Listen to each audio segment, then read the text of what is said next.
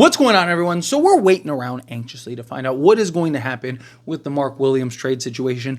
I imagine it's going to take some time. Reports came out that the Lakers and the Hornets might have to go to kind of like a little trial type thing where they're basically going to show the evidence. Like the Hornets are going to show and display their argument and say like, hey, this is the issue. This is why we think the Lakers should have to take it. And the Lakers are going to come in and show their evidence and be like, this is why we shouldn't have to take them because of this, X, Y, and Z. What they talked about, what the supposed terms are and all that stuff. I'm interested to see how much actually gets out to the public, if any of it gets out. Obviously, the medical side of things, I see a lot of people that really want to know, like, what did the Lakers find? What medical stuff? Why don't the Lakers just release that medical stuff? Because you can't. It's against the law. Right, like, it's why your doctor can't just, like, release your medical records, right? Just release your information to the public, right? Like, you have confidentiality. So, again, we're probably never going to know exactly all the details. There might be, like, some speculation or something like that, but the Lakers aren't going to come out and be like, here's the report. Here's why we didn't do the trade. I still don't think anything's going to come of it. I still think the NBA is just going to tell the Lakers, like, hey, do you want to do this? Yes or no? No. Okay. And it's done, because the NBA would have to set a terrible precedent if they forced the Lakers to do this trade. Unless the Lakers really did just get cold feet and like it's just, it's nonsense, then they would set a terrible precedent, and I don't think the league would be happy with it.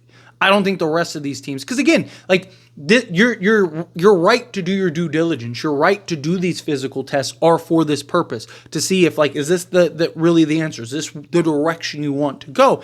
If you make it to where teams, now teams are forced to take the guy, even if the medicals don't come back to their standard or what they are looking for, right? Like every team in the league would be like, hey, no, so then what's the point of all that?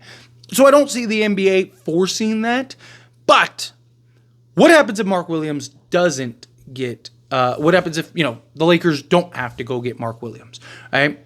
I am seeing a lot of just conversation, questions, and just people asking me like, hey, can we get Mark Williams off of a buyout? Mark Williams on a buyout. Mark Williams, this, that, and the other, off of a buyout.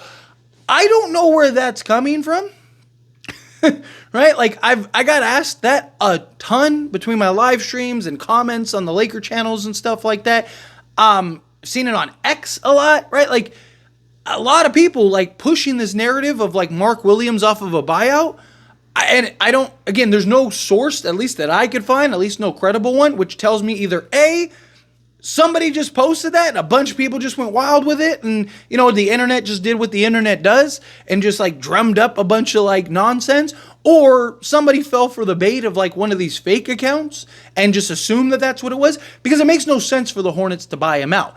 I can understand maybe somebody coming to that thought because of the reports about Mark Williams not wanting to return to the team, and that Mark Williams, he's not with the team. Supposedly he's been in LA. So maybe somebody just like had this thought, like maybe the Hornets buy out the, Mark Williams, and like people just ran with it. Right? I don't know if that's what it is, but no, they're probably not buying out Mark Williams. I mean, nothing's ever 0%, but I think it's like probably 99.99%. I'm confident in saying that they're not going to buy him out for several reasons. One, right? He would have $6 million in dead money on the Hornets books next year. They're really going to buy out a 23-year-old center that they say is healthy and whatnot and take a $6 million loss? Probably not. I mean, they could get a second-round pick for him, probably multiple seconds, right? A team might trade a heavily protected first for it even, right? So, like, it doesn't make sense for the Hornets to buy a guy out that, like, the Lakers tomorrow, if they could, would trade to. Lakers would probably swap Connect straight up for him. Lakers want the guy. They believe that he is, like, the whole argument right now for the Lakers is not that he's not healthy right now. Like, the Hornets are saying, like, he's healthy, though. He's healthy. And Lakers are going, okay, like, he didn't test bad for his back, and his foot issues, and he hasn't had surgeries and all that stuff. That's why you've seen a lot of, like, even Hornets fans that are like, but the Lakers knew about his injury history. Yes. The Lakers aren't arguing right now. They're arguing the long term. Great example, Andrew Bynum. It's one of the reasons why Andrew Bynum fell to Lakers. It was the concerns with Andrew Bynum. His body was going to break down. Teams did tests and saw him and his injury history and all that stuff, and were like, he's not going to hold up for 15 seasons. And he didn't. And so the Lakers are looking at it as like, yes, we could play him right now, but we don't want to give up and sell the farm for him just to play the next 3 years and then start falling apart. No, we want him to be like, him and Luka are the two guys we want to build around for the next 10 plus years. That's what the Lakers are looking at. And the Lakers are saying that like the test that they ran showed that there is concerns about his long-term health, right? That yes, he hasn't had to have any surgeries right now, but that's probably coming at some point. Now, it's very possible that it never comes. It's very possible that it never happens. But do the Lakers want to take that risk and have to give up a first and connect and all this other stuff, right? I could see in the offseason the Lakers and the Hornets renegotiating, and I could see the Lakers maybe getting him for Dalton Connect in like a pick swap or something. Sure, they're not going to waive Robert Williams for him to just go sign with the Lakers for free. Right? Like, because that's what Robert Williams would probably do. He'd probably just go right to the Lakers and sign with the Lakers for free. Right? Because Lakers would just waive Cam Reddish and boom, welcome in, Mark Williams. Right? And his contract would be prorated, and then they could just work out a new contract with him in the offseason. Right? Hornets still have control over him, too. He's a restricted free agent. What, is Mark Williams just never going to play again? No, of course he's not. Right? Is he happy with the Hornets? Could he try to force a trade? Sure. But the Hornets don't have to trade him, right? Like, the Hornets could just hey, you want to sit out? Then you just won't get paid. And then we'll just, work out a new contract. And if you don't want to sign the new contract, then you just won't play, right? Like, the Hornets have the power, right? It's not like Mark Williams is going into unrestricted free agency. No, he has another year on his deal, and then he becomes a restricted free agent, right? So, I mean, technically, the Hornets could, after next season, just be like, hey, we'll just let him walk and just let a team sign him as a restricted free agent, and they just won't match it. But even then, again, like, they probably just trade him in the offseason, right? They probably just move off. They'll probably just get through this season because they're not winning a championship this year, and they're not doing anything this year. So, like, if Mark Williams just wants to take the year off, that might even be better for them. Because if he takes the year off, then you don't have to worry about him getting hurt again. You don't have to worry about any injuries. He can get right. He can get healthy. He can get his body right. He can get everything right. And then you get into the offseason, and now teams like, okay, we'll do the test now.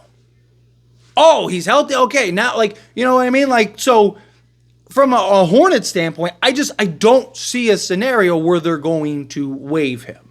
I just, I want to just make that clear because, again, I've just been asked so much about it, and, I did my due diligence. I was looking into it to see, like, okay, is there something that I missed? Is there something that just, like, somebody's talking about, some narrative that came around? And no, it's just a bunch of, like, random people on the internet are like, what if he gets bought out? What if he gets waived? What if he gets waived, right? That's not, like, sources. Like, I haven't seen anybody credible mention the possibility of him getting waived out or getting bought out or waived out, right? Like, I don't see that. Again, maybe. I mean, we have to get through this mediation anyway. We got to get through this little thing anyway, right? That's probably not even a thought on the Charlotte Hornets' mind right now of whether they're going to buy him out or not, right? Right now, their thought process is probably like, can we force the Lakers to give him up? Because they know we're probably not going to get anything close to what the Lakers would give in a return, right? Like, if this goes south for us, this is a Hail Mary attempt for the Hornets. Nobody thinks that this is going to work into the Hornets' favor. Everybody thinks that this is going to look terrible for the Hornets, myself included, right? But for them, it's like, I mean, we're not going to get a return for Mark Williams to the level that we'd get for the Lakers, so what do we have to lose? It's kind of how they're looking at it.